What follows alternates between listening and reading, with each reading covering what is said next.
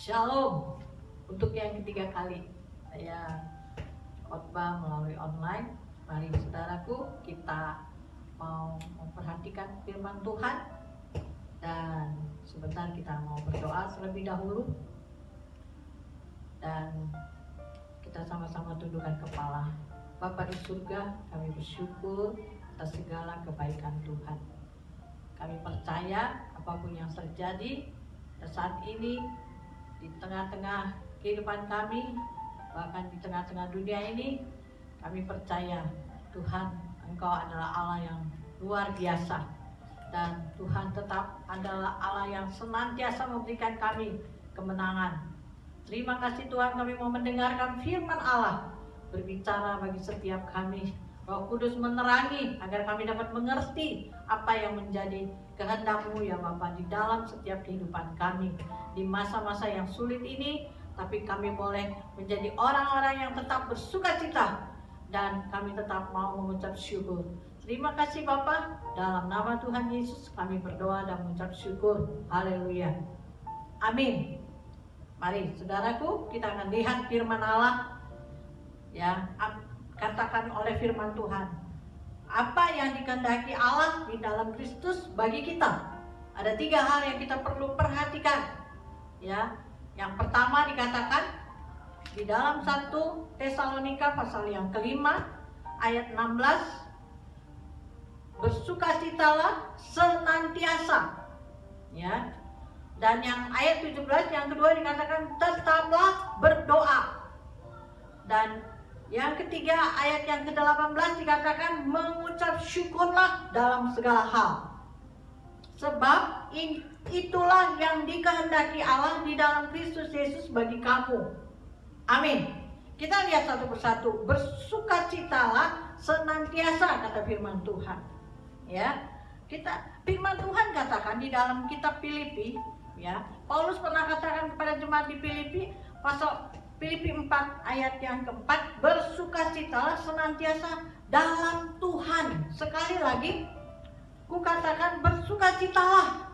Nah, kita lihat dikatakan bahwa bersukacitalah senantiasa di dalam Tuhan.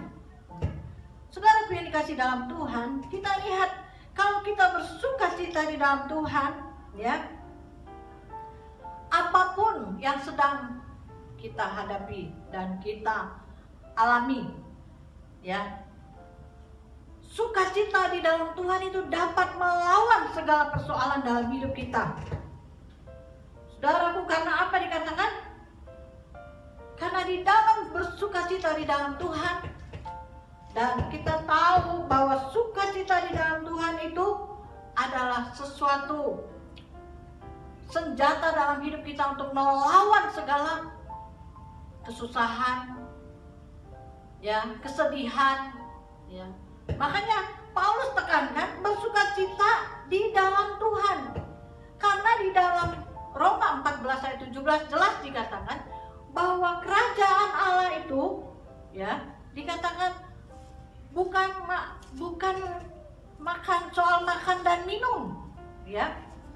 Roma 14 ayat 17, saya bacakan, sebab kerajaan Allah bukanlah soal makanan dan minuman, tetapi soal kebenaran, damai sejahtera, dan sukacita oleh Roh Kudus.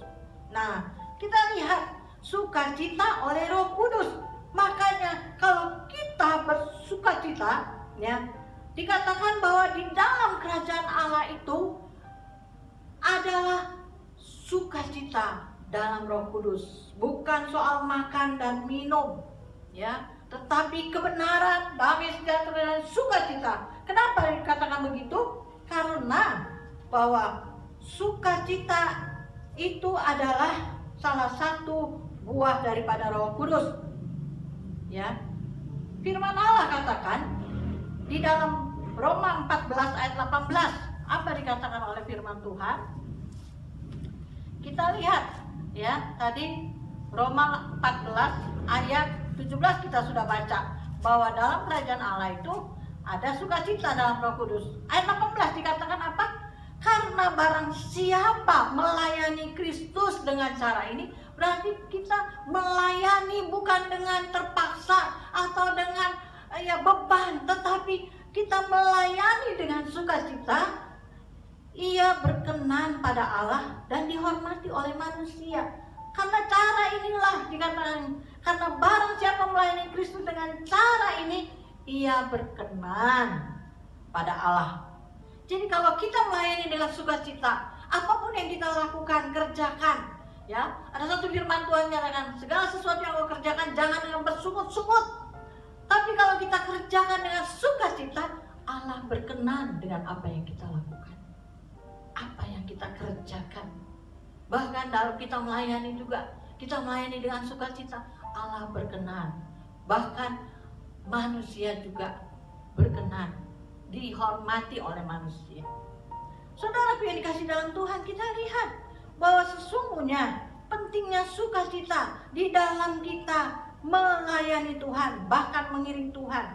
Maka dikatakan di dalam Lukas pasal 10 ayat 20 apa dikatakan oleh firman Tuhan? Lukas 10 ayat 20 dikatakan, namun demikian janganlah bersukacita karena roh-roh itu takluk kepadamu, tetapi bersukacitalah karena namamu ada terdaftar di surga. Wah, luar biasa. Nama kita sudah terdaftar di surga. Jadi tidak ada alasan lagi untuk kita tidak bersukacita, karena nama kita sudah terdaftar. Bukan karena kita melakukan mujizat, bukan karena setan-setan kita tumpang tangan orang, bukan. Tetapi Yesus katakan, engkau bersukacita karena namamu terdaftar. Ini yang penting dalam kehidupan kita. Kalau kita bisa pelayanan kita mengusir setan, itu baik. Tetapi yang paling penting kita perhatikan bahwa kita patut bersukacita. Dan tidak ada alasan untuk kita tidak bersukacita. Karena apa? Karena nama kita terdaftar di surga. Ya. Saudaraku yang dikasih dalam Tuhan, di dunia ini kita dapat KTP aja, ada pengakuan dari negara, kita rasanya senang sekali. Ya. Kalau kita ada di kartu keluarga, nama kita terdaftar, kita senang. Oh, kita adalah salah satu dari keluarga orang tua kita, kita bangga. Nah, apalagi kita namanya terdaftar di surga, yang artinya, saudara, kita adalah keluarga kerajaan surga, keluarga Allah. Amin, saudaraku. Oleh sebab itu dikatakan ayat 21 dalam Lukas 10. Pada waktu itu juga bergembiralah Yesus dalam Roh Kudus dan berkata, aku bersyukur kepadamu Bapa, Tuhan langit dan bumi, karena semuanya itu engkau sembunyikan bagi orang bijak dan orang pandai, tapi engkau nyatakan kepada orang kecil. Ya Bapa, itulah berkenan kepadamu. Kita lihat Yesus juga bergembira dalam Roh Kudus. Ya, pada saat dia melayani, segala sesuatu dia kerjakan dengan sukacita, dengan bergembira. Makanya apapun yang kau kerjakan, ya, firman Tuhan katakan bahwa engkau kerjakan karena Kristus, maka ada sukacita di dalam Roh Kudus di dalam kehidupan kita. Saudaraku yang dikasih dalam Tuhan, kita lihat bahwa sukacita ini adalah salah satu dari buah roh. Jelas firman Tuhan katakan, mengapa dikatakan bergembiralah Yesus dalam Roh Kudus? Karena bergembira sinonim dengan sukacita adalah salah satu buah roh. Yang artinya, saudara, kita lihat di dalam Galatia 5. Jelas firman Tuhan bilang, ayat yang ke-25, bahwa saya akan bacakan bagi kita semua. Galatia 5 ayat yang ke-25. Demikian firman Allah. Ayat 22, maaf, bukan 25. 22, Galatia 5 ayat 22. Tetapi buah roh ialah kasih, sukacita. Nah, kita lihat ada sukacita, damai sejahtera, kesabaran, kemurahan, kebaikan, kesetiaan, kelemah lembutan, penguasaan diri. Tidak ada hukum yang menentang hal itu. Kita lihat salah satu dari buah roh adalah sukacita. Ya. Jadi hidup kita ini bukan hanya dipenuhi, hidup kita bukan hanya hidup oleh roh, tetapi hidup kita dipimpin oleh Roh. Kalau kita mau dipimpin oleh Roh Kudus, maka sukacita itu tetap senantiasa tinggal di dalam kehidupan kita. Sekalipun kita sedang menghadapi masa-masa yang sulit saat ini, ya, mungkin kita harus stay at home, kita harus tinggal di rumah, dan tidak seperti biasa kita bisa, ya kalau kita mungkin bosan di rumah, bisa jalan sana, bisa main ke mall. Sekarang mall juga semua tutup, ya. Nah, kita harus bisa di rumah, bisa menikmati berkat Tuhan di dalam rumah kita. Dari dalam rumah kita bisa kumpul dengan keluarga yang selama ini masing-masing egois, punya pekerjaan sendiri, tapi kita bisa kumpul sharing firman Tuhan, dan dengan anak-anak kita bisa memuji, menyembah, berdoa bersama-sama, yang saat-saat akhir ini jarang dilakukan oleh umat Tuhan, ya, oleh orang-orang Kristen di dalam rumahnya. Tetapi kita melihat firman Allah katakan bahwa sukacita adalah salah satu dari buah roh. Lalu dikatakan, karena kalau roh Allah ada pada kita, maka sukacita Allah ada pada kita, karena Roh Kudus akan memimpin kita dalam sukacita. Orang yang memiliki sukacita tahu mengucap syukur. Nah, kita lihat saudara yang dikasih dalam Tuhan, orang yang dipimpin oleh Roh Kudus, maka ada sukacita di dalam kehidupannya senantiasa. Amin. Dan yang kedua kita lihat, tetaplah berdoa. Berarti saudaraku, dalam situasi apapun kita bisa tetap berdoa. Berdoa itu bukan hanya di satu tempat. Yesus pernah katakan, engkau berdoa bukan di gunung ini, di bukit sana, di Yerusalem, tetapi engkau berdoa di mana saja, karena Allah itu roh, maka sembahlah dia dalam roh dan kebenaran. Berarti saudaraku yang dikasih dalam Tuhan, roh Allah ada di mana-mana. Kita bisa menyembah dia di mana saja, dalam situasi apapun, kita bisa tetap menyembah dia. Firman Tuhan katakan bahwa sesungguhnya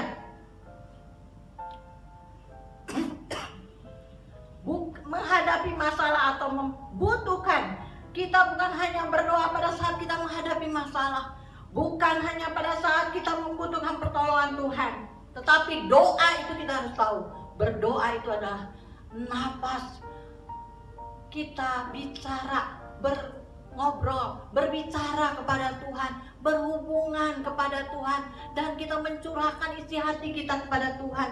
Makanya saudaraku yang dikasih dalam Tuhan, pada saat kita bicara dengan Tuhan, yaitu lewat doa kita, ya saudaraku yang dikasih dalam Tuhan, dengan kita berkarunia lidah, dengan kita berdoa dengan akal pikiran kita, dengan kita berdoa dengan, ya firman Tuhan katakan di dalam Matius, Yesus pernah bilang apa? Matius 6 ayat 6 sampai yang ke-8 dikatakan begini. Saya bacakan kepada kita semua. Matius 6 ayat 6 sampai 8. Tetapi jika engkau berdoa, masuklah ke dalam kamarmu, tutuplah pintu, dan berdoalah kepada Bapamu yang ada di tempat tersembunyi. Maka Bapamu yang melihat yang tersembunyi akan membalasnya kepadamu. Lagi pula, dalam doamu itu janganlah kamu bertele-tele seperti kebiasaan orang yang tidak mengenal Allah. Mereka menyangka bahwa karena banyaknya kata-kata, doanya akan dikabulkan. Jadi janganlah kamu seperti mereka, karena Bapamu mengetahui apa yang kamu perlukan sebelum kamu meminta kepadanya. Kita lihat bahwa sesungguhnya Yesus katakan, kalau engkau mau berdoa, dikatakan masuklah ke dalam kamarmu, tutuplah pintu, berdoalah. Tapi seringkali kita sekarang ini bahwa orang berdoa, nanti kalau ada kumpulan doa rame-rame, seminar doa,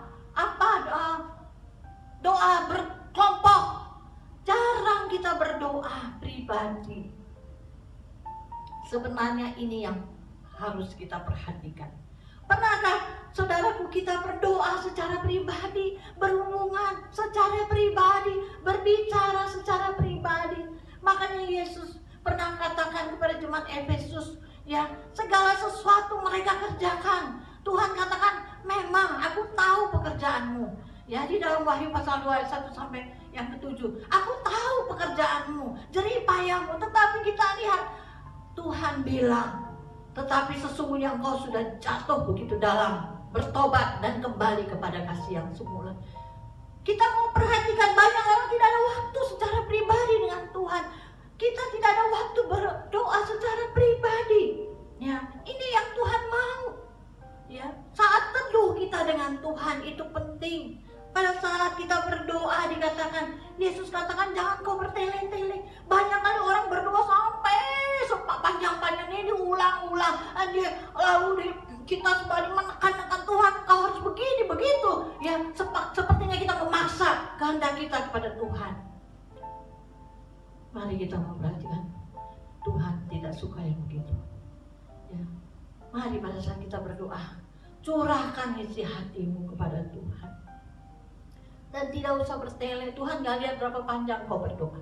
Tetapi firman Tuhan katakan, doa orang benar besar kuasanya. Jikalau kita naikkan doa kita dengan tulus dan tidak neko-neko, dengan benar dan jujur, kita curahkan isi hati kita kepada Tuhan. Makanya Yesus ajarkan kepada kita bahwa sesungguhnya doa Bapa kami ini yang cukup terkenal ini, Yesus ajarkan. Yang pertama dikatakan ayat 9-10, kita memuji menyembah Dia. Ya, datanglah kerajaanmu. Ya, kita mencari apa yang menjadi kehendak Tuhan.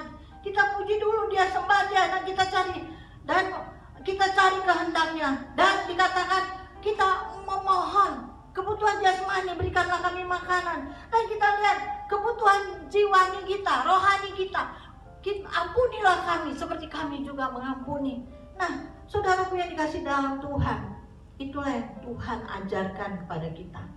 Lalu dikatakan jangan membawa kami ke dalam pencobaan dan lepaskan kami. Kita melihat bahwa ada satu permohonan rohani kita senantiasa dijagai oleh Tuhan. Lalu penyerahan, artinya apa? Penyerahan diri kepada Tuhan. Jadi kalau kita berdoa, kita harus menyerahkan diri sepenuhnya, ya. Oleh sebab itu saudara, ini yang Tuhan mau, bukan bertele-tele, bahkan penekanan memaksa kehendak kita kepada Tuhan untuk Tuhan lakukan apa yang kita mau. Bukan demikian, tapi kita akan belajar berdoa mengatakan, biarlah kehendakmu yang jadi, bukan kehendakku. Dan Tuhan mau yang begitu. Makanya firman Tuhan ayat 8 dari Matius 6. Jadi janganlah kamu seperti mereka, dikatakan, karena Bapamu mengetahui apa yang kamu perlukan. Ya, sebelum kamu minta kepadanya, Bapa tahu. Ya, mari kita belajar. Mungkin kita kembali kepada kasih-Mu. Kita berdoa secara pribadi. Saat teduh secara pribadi perlu kita kembali kepada kasih yang mula-mula.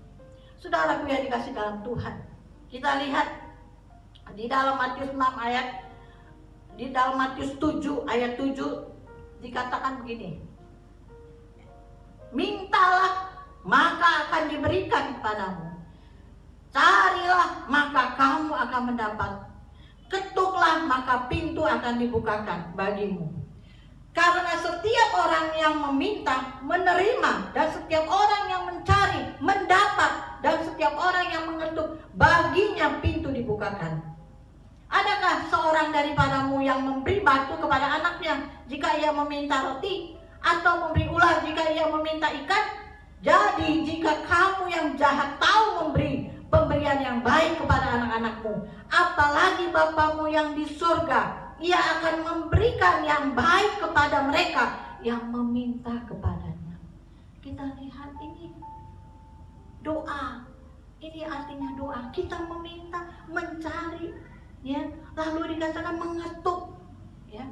Dan Tuhan akan membuka. Kita minta, maka Dia akan memberi. Kita cari, maka kita akan menemukan, mendapatkan. Kita ketuk, maka pintu dibuka.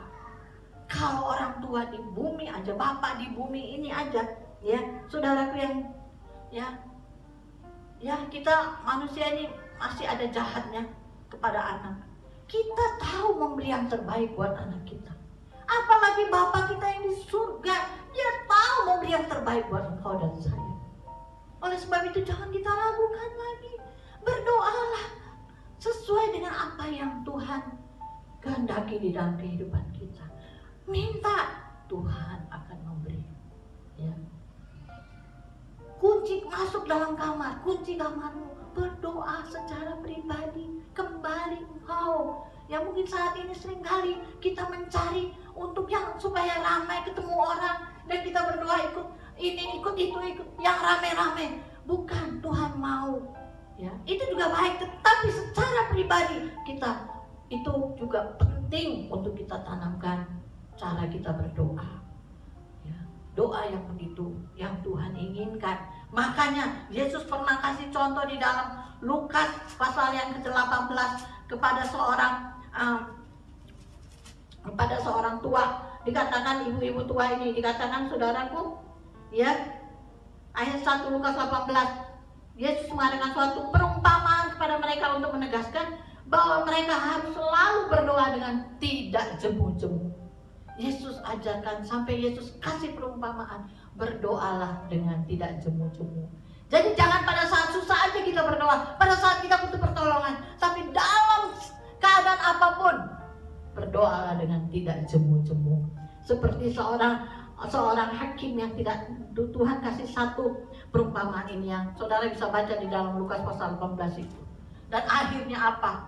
Sepertinya sudah tidak ada jalan lagi, tapi Tuhan, ya, hakim itu akhirnya mengabulkan permohonan si ibu tua itu. Saudaraku yang dikasih dalam Tuhan, kita melihat bahwa sesungguhnya kalau kita berdoa dengan tidak putus-putus, dengan tidak jemu-jemu, saudaraku yang dikasih dalam Tuhan, maka apapun yang kau minta, Tuhan akan mengabulkan kepadamu. Amin, saudaraku. Bukan kita pengen dilihat manusia, tapi mari kita berdoa, berbicara kepada Tuhan. Dimanapun, pada saat kita mungkin lagi nyetir, kita bisa berdoa. Pada saat ya saudara kita di kamar, kita bisa berdoa. Ya, dan mari kita mau tetap jangan jemu-jemu berdoa. Amin, saudara. Kita lihat dikatakan di dalam kitab Yohanes 17. Saudara akan baca di rumah nanti, yaitu doa daripada Yesus. Kita lihat, Yesus gak pernah marah-marah sama Bapa. Dia berdoa. Ya, saudaraku, kita belajar dari doa Yesus untuk murid-murid. Untuk kita adalah muridnya. Ya, kita lihat Yesus berdoa kepada Bapa untuk murid-murid. Yang gak pernah Yesus memaksakan kehendaknya supaya Bapak lakukan. Kita lihat, kita mau belajar. Mungkin selama ini kita gak tahu cara bagaimana berdoa. Kita belajar dari doa Yesus untuk murid-murid. Yesus berdoa kepada Bapa di surga untuk murid-murid. Yang ketiga, mengucap syukur. Kita melihat, saudaraku, di dalam 1 Tesalonika 5 ayat yang ke-18. Mengucap syukurlah dalam segala hal, sebab itulah yang dikehendaki Allah di dalam Kristus Yesus bagi kamu. Ya, tadi 3 hal: bersukacita, tetap berdoa, dan mengucap syukur. Dikatakan, saudaraku yang tahu, saudara, kita perlu mengucap syukur. Firman Allah katakan Efesus 5 ayat 20. Apa dikatakan? Ucaplah syukur. Apa? Saya bacakan bagi saudara. Efesus 5 ayat 20. Ucaplah syukur senantiasa atas segala sesuatu dalam nama Tuhan kita Yesus Kristus kepada Allah dan Bapa kita. Nih, ucaplah syukur dalam segala sesuatu. Ya, belajar kita mengucap syukur. Bukan hanya pada saat kita dapat berkat, mungkin bukan pada saat kita anak-anak kita sukses studinya, pekerjaannya, bukan. Dalam segala sesuatu. Dikatakan tadi apa? Ucaplah syukur senantiasa atas segala sesuatu. Atas segala sesuatu. Enak atau nggak enak, kita belajar mengucap syukur. Ya, mungkin orang lainnya kayak kita. Oh, kita nggak katakan Tuhan, kenapa dia begitu? Kok saya enggak? Tapi kita mau mengucap syukur dengan apa yang Tuhan sediakan bagi kita. Ya, atas segala sesuatu. Ya, dikatakan dalam nama Tuhan kita Yesus Kristus. Ini yang Tuhan mau, mengucap syukur. Ya, saudaraku yang dikasih dalam Tuhan. Kita lihat, Yesus pernah mengadakan mukjizat. hanya dengan mengucap syukur. Lewat 5 ketut roti, 2 ekor ikan, 5.000 lebih orang bisa makan. Ya, karena dikatakan 5.000 hanya laki-laki. Mungkin dia bawa istri, bawa anak, berarti lebih. Bahkan 12 bakul sisanya. Hanya dengan apa? Yesus mengucap berkat, mengucap syukur dengan apa yang ada. Seringkali kita suka membanding-bandingkan hidup kita, berkat orang kepada terhadap diri kita, kok begini, kok orang lain begitu. Saudara, mari kita mau belajar seperti Yesus. Dia mengucap syukur dengan 5 ketul roti, 2 ekor ikan, dan 5.000 lebih orang bisa makan. Saudaraku yang dikasih dalam Tuhan, pernahkah kita mengucap syukur pada saat-saat kita dalam keadaan kesulitan?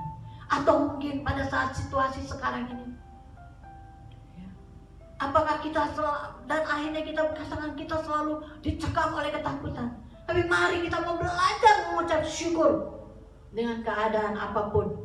Dan kita akan lihat firman Tuhan katakan bahwa sesungguhnya dengan mengucap syukur, apa yang tidak pernah kau pikirkan dan tidak pernah engkau lihat, Allah sediakan bagi orang-orang yang mengasihi. Kita adalah orang-orang yang mengasihi Tuhan. Amin. Kita lihat di dalam ayat yang terakhir, Ibrani 12. Ibrani 12 dikatakan begini, saudaraku. Ayat yang ke-25, ya. Saya bacakan buat kita semua. Ibrani 12 ayat yang ke-25. Jagalah supaya kamu jangan menolak Dia yang berfirman, sebab jikalau mereka yang menolak Dia yang menyampaikan firman Allah di bumi tidak luput, apalagi kita, jika kita berpaling dari Dia yang berbicara dari surga. Ya. Jangan sekali-kali menolak Tuhan dalam mungkin kau sedang menghadapi masalah yang sulit. Jangan katakan Tuhan gak mendengar, Tuhan gak tahu, kenapa Tuhan biarkan. Tidak. Jangan sekali-kali menolak. Jangan sekali-kali kita berbalik meninggalkan Dia. Tapi mari kita tetap dengan rendah hati Dia duduk di bawah kaki Tuhan. Maka dikatakan apa? Waktu ayat 26.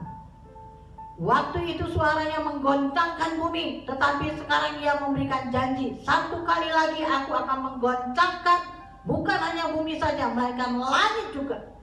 Mungkin pada saat ini kita seperti mengalami satu goncangan. Ya, di dalam dunia pada saat ini terjadi di mana-mana manusia mengalami goncangan. Ada yang ya mungkin imannya goncang, kenapa Tuhan biarkan begini? Tapi kita melihat Tuhan bilang bukan hanya bumi, tapi langit juga 1 kali Dia akan goncangkan.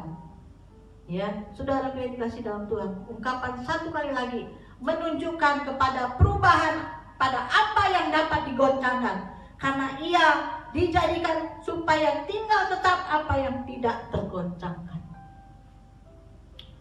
Langit, bumi boleh digoncang, tapi apa yang tidak bisa tergoncangkan, digoncangkan adalah iman kita. Iman kita tidak akan bisa digoncangkan. Sergoncang, sekalipun bumi bergoncang, langit, tapi iman kita tidak akan bisa digoncangkan, tidak tergoncangkan. Jadi karena kita menerima kerajaan yang tidak tergoncangkan, mari kita mengucap syukur dan beribadah kepada Allah menurut cara yang berkenan kepadanya dengan hormat dan takut. Amin, saudara. Dikatakan jadi kita harus menerima kerajaan yang tidak tergoncang. Kerajaan apa yang tidak tergoncang? Sekarang semua dunia, mau kerajaan apa yang ada di dunia ini, semua tergoncangkan. Ya, tapi kerajaan Allah tidak tergoncangkan. Amin, saudaraku. Dan tadi dikatakan nama kita sudah terdaftar dalam kerajaan Allah. Oleh sebab itu kita juga memiliki iman yang tidak tergoncangkan. Karena 1 kali Yesus datang, Dia bukan mencari kehebatanmu, tapi Dia cari masih adakah iman di bumi ini. Saudaraku yang dikasih dalam Tuhan, masih adakah iman di dalam kehidupanmu? Dan marilah kita mengucap syukur dan beribadah kepada Allah menurut cara yang berkenan kepada Tuhan. Mari kita mengucap syukur, beribadahlah kepada Allah menurut cara yang berkenan kepada Allah. Apa itu? Bersukacita senantiasa, tetap berdoa. Tempat bukan membatasi kita untuk berdoa kepada Tuhan. Dimanapun kita bisa berdoa dan mengucap syukur dalam segala keadaan. Inilah yang dikehendaki Allah. Inilah ibadah yang sejati yang Allah inginkan dalam kehidupan kita. Situasi keadaan tidak mengubah keadaan kita dalam mengiring Tuhan.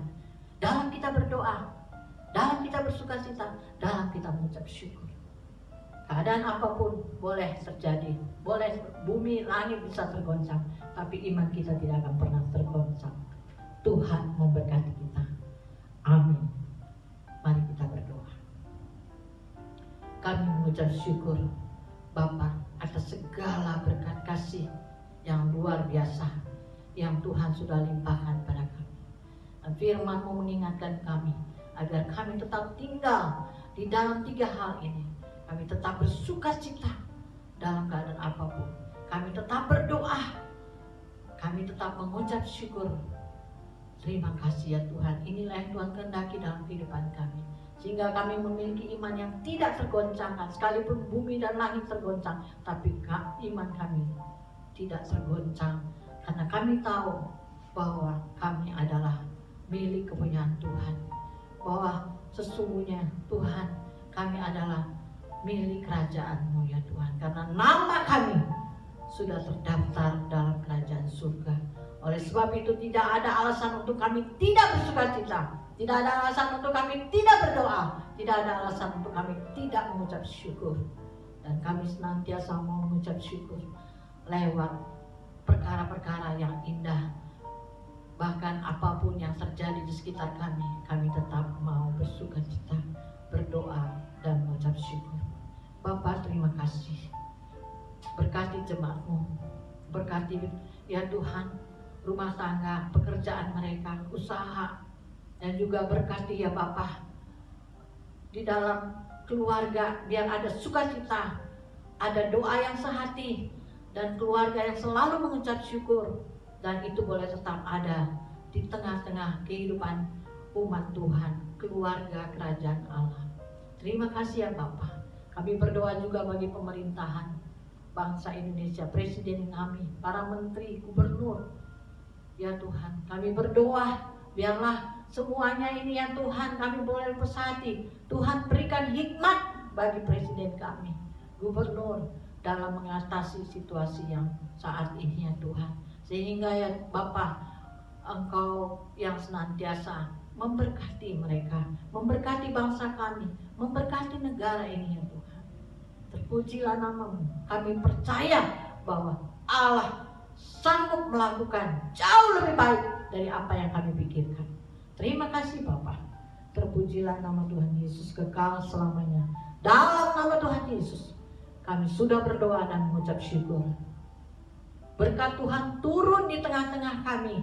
Berkat damai sejahtera yang daripada Allah Bapa, kasih sayang daripada Tuhan Yesus, persekutuan dan sukacita di dalam Roh Kudus akan senantiasa menyertai kami dari saat ini sampai selama-lamanya. Di dalam nama Tuhan Yesus Kristus, Juru Selamat kami, kami sudah berdoa dan mengucap syukur. Haleluya.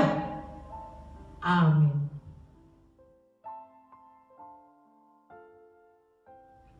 Shalom dan selamat hari Minggu kepada segenap jemaat GP Immanuel terkasih dimanapun Anda berada. Berikut adalah Warta Gereja 5 April 2020. Warta yang pertama, sesuai dengan himbauan pemerintah untuk tetap tinggal di rumah dan menjaga kesehatan, maka ibadah online masih akan terus dilakukan sampai dengan pemberitahuan yang lebih lanjut. Warta yang kedua, tema gereja kita bulan ini, April 2020, diambil dari Lukas 24 ayat 6 yang berbunyi, "Ia tidak ada di sini, ia telah bangkit."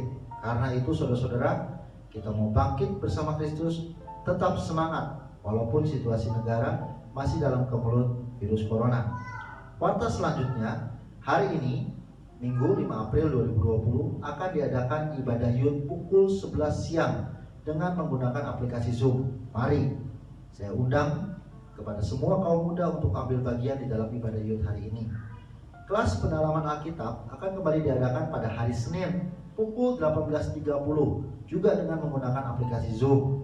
Mari, saya juga mengundang kepada segenap jemaat GP Immanuel turut ambil bagian di dalam kelas pendalaman Alkitab.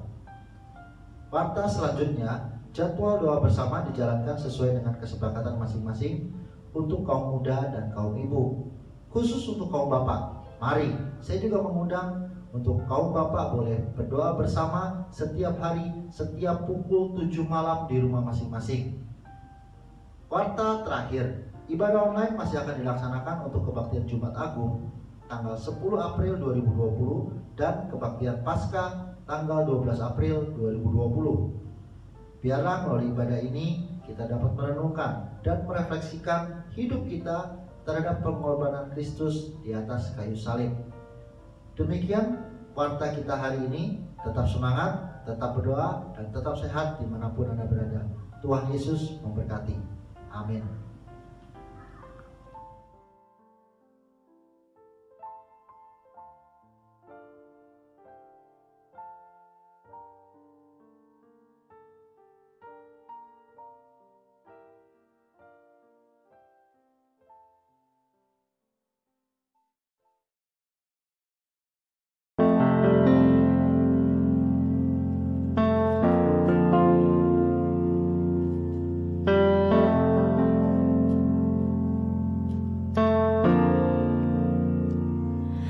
Kami umat-Mu rendahkan diri, sujud dan berdoa, mencari wajah-Mu, berbalik dari jalan kami yang jahat. Oleh anugerah-Mu, ampunilah.